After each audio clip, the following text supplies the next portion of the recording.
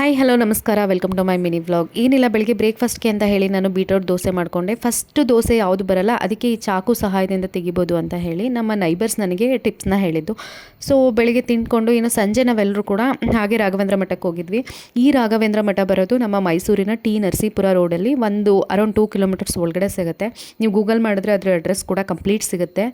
ನಾನು first time visit ಮಾಡಿದ್ದು ನಿಜವಾಗ್ಲೂ ತುಂಬ ವೆಲ್ ಮೇಂಟೈನ್ಡ್ ದೇವಸ್ಥಾನ ಅಂತ ಹೇಳ್ಬೋದು. ಯಾಕಂದರೆ ಇಷ್ಟು ನೀಟಾಗಿ ಮೇಂಟೈನ್ ಮಾಡಿರೋದನ್ನ ನಾನು ಎಲ್ಲೂ ಇದುವರೆಗೂ ನೋಡೇ ಇಲ್ಲ ಅನ್ಕೋತೀನಿ. ಹಾಗೆ ಇನ್ನೊಂದು, ಪ್ರತಿ ಗುರುವಾರ ರಾತ್ರಿ 8ರಿಂದ 8:30ವರೆಗೂ ಮಹಾಮಂಗಳಾರತಿ ಇರುತ್ತೆ. ಆ ಟೈಮಲ್ಲಿ ಶ್ಲೋಕ ಮತ್ತು ಭಜನೆ ಈ ರೀತಿ ಕಾರ್ಯಕ್ರಮಗಳಿರುತ್ತೆ.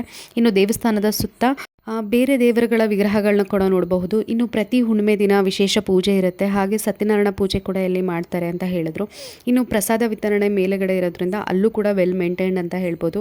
ಸೊ ಯಾರ್ಯಾರು ರಾಘವೇಂದ್ರ ಸ್ವಾಮಿ ಭಕ್ತರಿದ್ದಾರೆ ತಪ್ಪದೇ ಈ ಪ್ಲೇಸನ್ನು ವಿಸಿಟ್ ಮಾಡಿ. Thank you.